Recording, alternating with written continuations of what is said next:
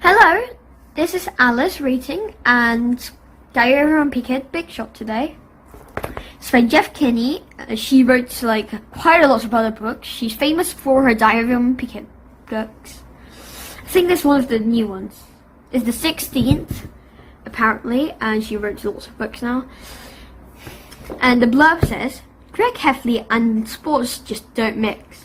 After a disastrous field day competition at school, Greg decides that when it comes to his athletic career, he's officially retired. But after his mom urges him to give sports one more chance, he reluctantly agrees to sign up for the basketball. Tryouts are a mess, and Greg is sure he won't make it to the cut. But he unexpectedly lands on the spot of one of the town's teams. As Greg and his new teammates start the season, their chances of winning even a single game looked slim. But in sports, anything can happen. Who knows? When everything is on the line and the ball is in Greg's hands, will he rise to the occasion or will he blow his big shot? That's why it's called Big Shot. It's definitely not a movie, I tell you. And she wrote Diary of Wimpy Kid. They're all journals, he says, but I doubt that because it's a diary. Anyways, Diary of Wimpy Kid, Roderick Rules, Lost Straw, Dog Days, The Ugly Truth, Cabin Fever, Third Wheel, Hard Luck, Long Haul, Old School, Double Down, Getaway, Meltdown, Wrecking Ball, Deep End, Big Shot. This one kind of covered, sorry. Anyways, if in case you're wondering how the inside looks like, it's really nice. It has enough book and also the pictures are quite good. The mom is a healthy mom and she's quite, I like the mom character quite a lot, and the dad character, he thinks a lot, and yeah, but I think he sometimes overdoes things. So it's him giving go on basketball. And yeah, and that's what Dad brings. This is what he thinks will happen, and this is what he likes watching. This is quite funny. In fact, if I was in Olympics, I'd be in one of those events where a horse is involved, because then you'd have then if something goes wrong, at least you have somebody to blame. Things were going great until Thunderbolt there screwed up. Equestrian. In case you're wondering, equestrian means horse. I'm sure I pronounced it right this one. But now that I think about it, that's probably the reason my horses sometimes act out. Kapow! Even though we watch lots of Olympic coverage, I still don't understand the way everything works. For one thing, I don't see why they only hand out medals to the athletes who take the top 3 spots in the competition. It seemed to me like they could keep going with the medals so everyone gets home with a prize. 15th place, aluminum, Greg Heffley. Well, I think he's trying to eat it there. I'm not sure what he's doing. The way is right now, they give you a gold medal if you take the first place, silver if you take the second, and bronze if you take the third. But I feel like there's a pretty big step down between silver and bronze. And at least gold and silver are worth something. If you want a bronze medal, you'd be lucky to get a few bucks for it.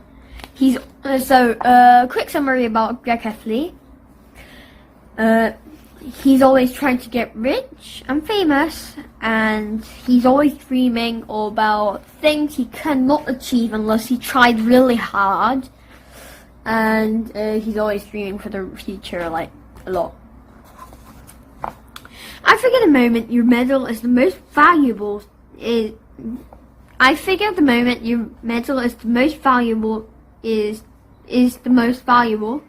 right after you win it. So if I got one, I'd try to take advantage of the TV audience and find the buyer.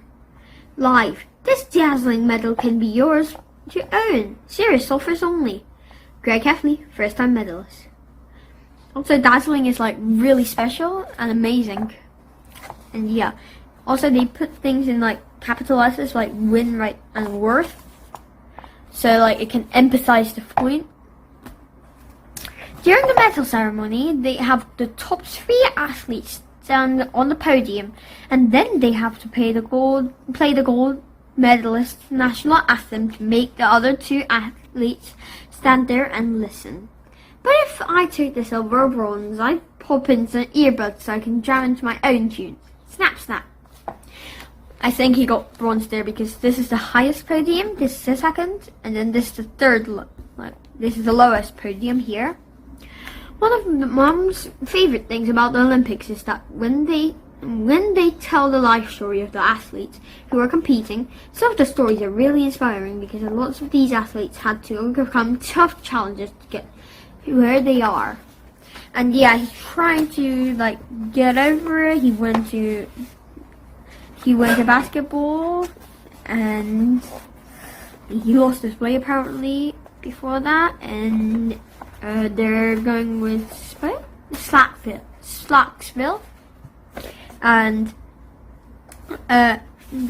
this team and this town has been like long enemies because they stole a jewelry shop, and they don't overcome their like rivalry, but yeah, comes a little bit around it. This is quite funny, and that did actually keep the score down, but it was pretty humiliating when the kids on the other team counted their passes out loud. 2, 3, zip. Then teams started trying to keep their scores down on their own, and they tried all sorts of things like only dribbling with their left hands and even closing their eyes when they shot. But the score is still lopsided, so halfway through the season, the Rec League did something a little more drastic to help us win. One weekend they dropped us down a whole age group, and a week after that they dropped us down another level. And there's nothing like having your butt handed to you by a bunch of elementary school kids to make you feel good about yourself. 1, 2, bounce. He's probably the third one. Also, if you're British, elementary is, I'm sure you already know, elementary is primary. I only made 1 basket the entire season, but it was on the wrong hoop. And I guess Coach Patel wanted me to have my moment, so he didn't even say anything when it happened. So that's their hoop, and he accidentally put it all the way in there. And Coach Patel, in case you're wondering, he's a person, his coach, and he's not very good. They didn't do much. Also, he didn't enjoy that much because like this was full of sweat as well.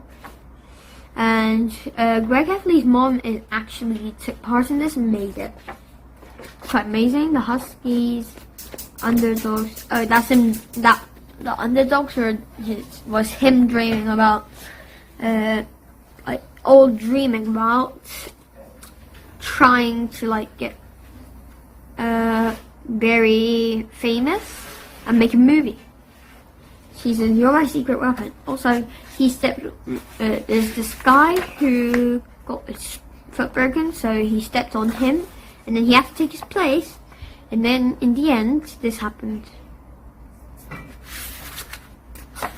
And then the ball went through the net on the other side of the court. You can hear a pin drop, swish. He tried to make some room for himself, like since everybody was crowding around him.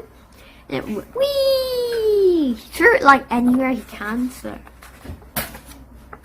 And then they got won by 1 point.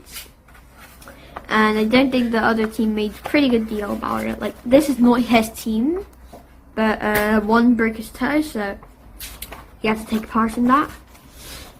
And yeah, it's a really good book. I'm sure you can find it in like places where you buy books.